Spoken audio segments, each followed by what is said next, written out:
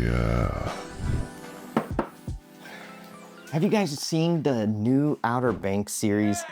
By show of hands? Yeah? No? Oh my gosh. Like, literally, it's one of the best series that my wife and I have watched in a long time. We just got done watching the last season of it. And the reason why I like it so much is because of the script writing. And now, I'm not going to give you guys any spoiler alerts, but if you guys haven't watched it, check it out on Netflix. The characters were so relatable, so flushed out. It was one of those films where you go out after you got done watching it and you just have these questions in your minds about the characters. And that's the kind of script writing that I want to do, okay? And along those lines, you know, there is a lot of challenges that script writers face, and today we're going to be diving into those challenges and talk a little bit about the formatting and editing of a script, because this is episode 2 of shooting a short film solo. If you guys haven't checked out last week's video, you could do so right here. But before we dive in, I want to take a moment to thank today's sponsor, Cast and Crew Productions. They're the team behind Coverfly and Final Draft, and if you haven't heard of them, oh my god, absolute incredible tools. 2 tools that actually are game changers for me when it comes to script writing, and I am not the greatest script writer, right? I'm a DP, okay? If you're looking to get your scripts out into the world, Coverfly, it actually connects writers with competitions and producers and opportunities to grow, and it's a great way to get your work seen. And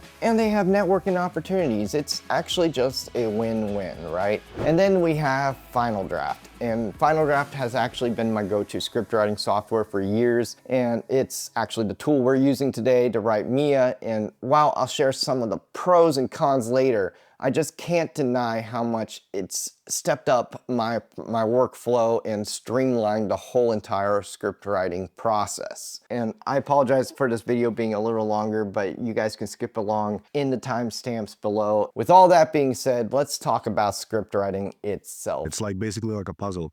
You have a 500-piece puzzle. You have all these little individual pieces, but you have to still put everything together and create the puzzle. So same philosophy with script writing. I mean, the idea is the easy part. I mean, I could come up with like 5 ideas, then someone tells me, where's the script? And I'm like, give me a few months. I actually talked to 2 incredible writers, Matthew Thomas and Drew Balahi, and if I'm mispronouncing his name, I do apologize. But I asked them about what their biggest challenge is when it came to script writing. A lot of the challenge comes from just organizing everything. And what I mean by that is, for example, let's say I'm writing a script. I have all these different ideas for it.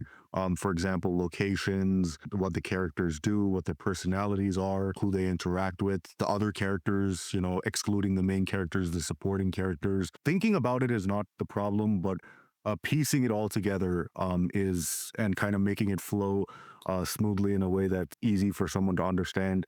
I'd say that's definitely a challenge that I face. Here's the thing. The script is just the blueprint of the story. I want you guys to get this in your head, because I didn't always see it that way. For years, I just wrote these scripts like they were more novels, and they were overly detailed, trying to control every single moment. But it wasn't until I realized that the script's job is to let the readers visualize the story in their own way. This actually freed up a lot, and action lines became more concise, dialogue became more natural, and honestly, my stories just got better. And, you know, action lines should be short and to the point. You're not writing a play-by-play of every moment. It's supposed to be just enough to set the stage and let the director or even the reader fill in all the rest. You know, you want their imagination to go wild like yours. It's just a blueprint, okay? Just a blueprint. Think of the movie as a house, right? We got the script, which is the blueprint. Now we're giving it to the DP, the sound guy, editor, costuming, whatever, and they're building it up and to the final product. I'll ask people for their opinions on stuff. I'll ask people's, you know, outlooks, and then I'll try to incorporate them into my scripts as well.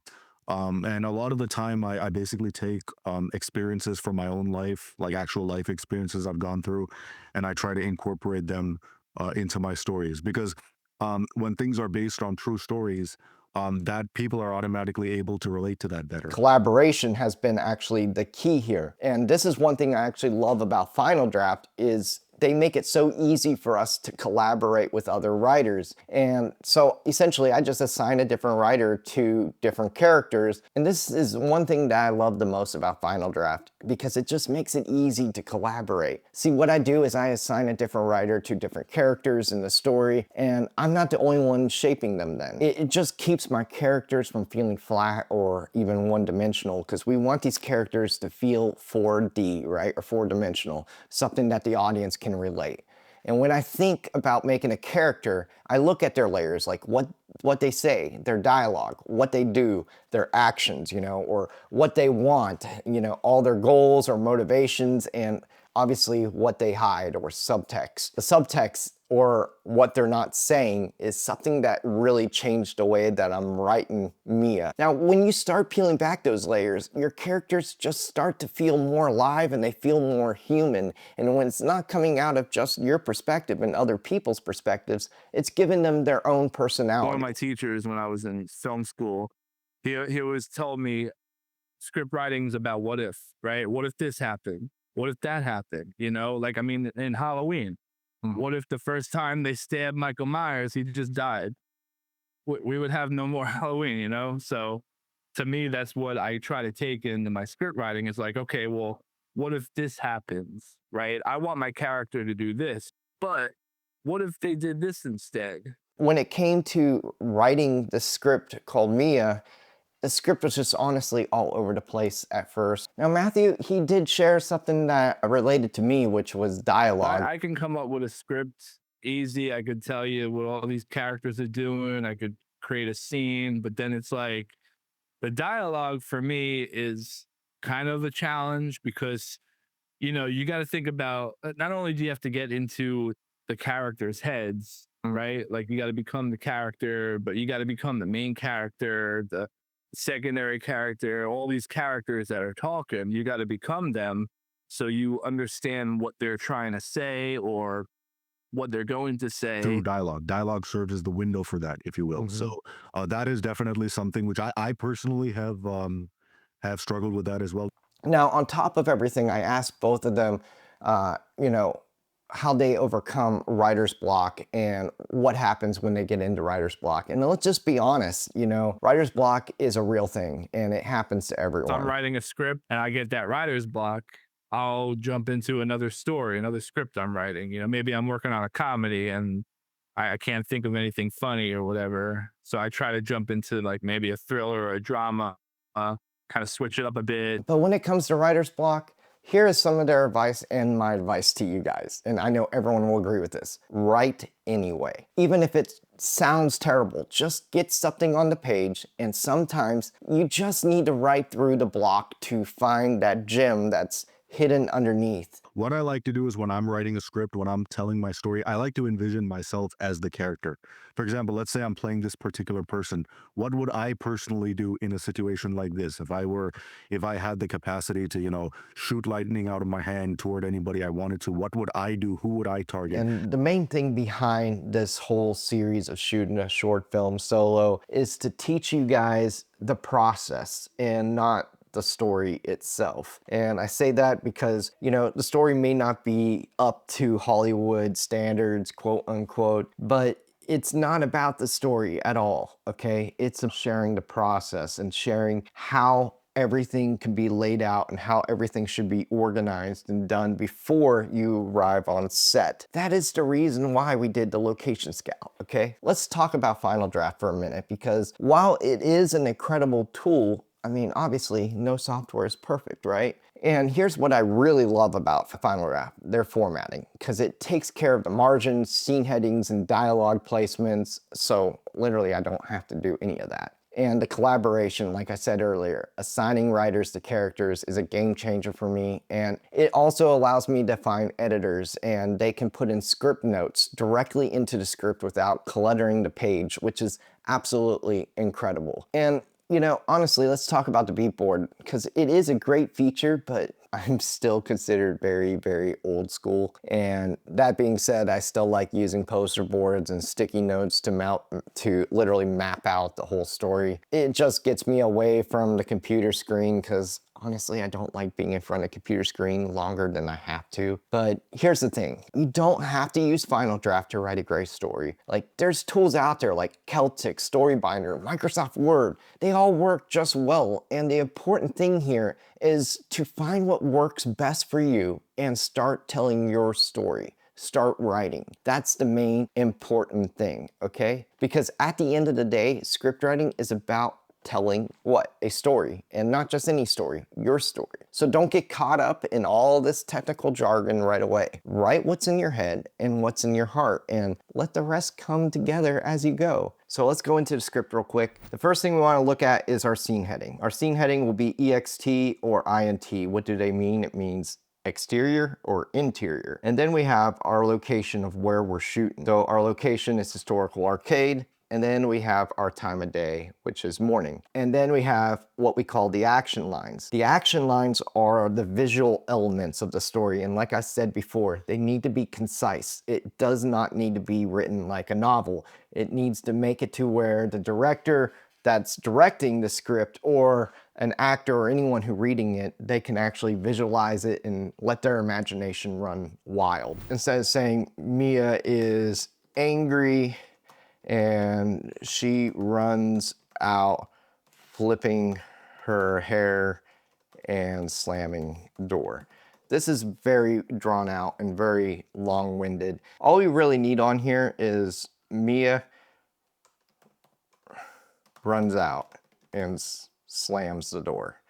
This automatically brings in the visual aspects and lets the director kind of come up with the elements of where he wants to go according to his perspective. And then one last thing on the action lines is try to break them up. Again, make them as concise as you can.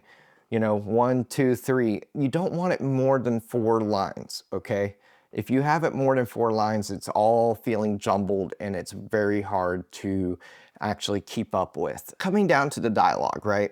We have our name of the character right here. Of course, his name is Worker. Doesn't make sense, right? Yeah. And then we have his dialogue. Now, let's just say that he is trying to breathe in a moment or whatever. You can add parentheses saying breath or whatever he's doing. But again, you want to be able to allow the director to direct according to his perspective. So the less parentheses, the better. Again, just keep it short. Just share the blueprint. This is just a blueprint. The final story is done in post-production. You're just creating the business plan and allowing whoever's directing it to direct it according to their vision. So then we have our dialogue here, and then right here we have our page numbers. Now with Final Draft, it makes it so simple to format. So we can come in here and we can click on reformat, and they have these numbers, right? So all these numbers are on your numerical keypad. Let's say that we have this as a scene heading. We can click number 1. Well, now it's a scene heading, but you can use your arrow keys on your keyboard to bring it back and say, okay, this is an action. I made a mistake. Action. And then scene heading. Action. Action. See, and then it just makes everything so simple to go through the whole script just using your keypads. And when you start remembering the numerical order of where everything's at, then it just makes it easy for you to get everything formatted in the right way. But here is where the meat of it is in the production part, scene numbers. Now, underneath your scene numbers, you can start the number at 1. You can keep existing numbers. You can even do a numbering scheme like A2, 1A, 2, 3, or I always keep it right here. And we can press OK. Now, look what it does. It automatically adds the numbers in. And that is what's crucial to have, especially when you're on set. Now, this is not a whole tutorial on how to use Final Draft. I'm just showing you guys some of the stuff that I use. With all that being said, guys, it is coming to the end of the video, and be sure to go into the description box below and check out Matthew and Drew's work and give them some love for them coming on here. They deserve it. And also, in the description box below is the link to Final Draft, and right now they are doing a sale, and obviously it is Black Friday, right? So you are going to be saving a lot of money by picking it up today or by Cyber Monday. So be sure to check that out in the description box below. And if you guys are new to this channel, thank you guys for tuning in. And if you guys like this kind of content, press that like button and click that subscribe button, because we are diving into this whole series and we are excited about it. Until next Friday, practice and create.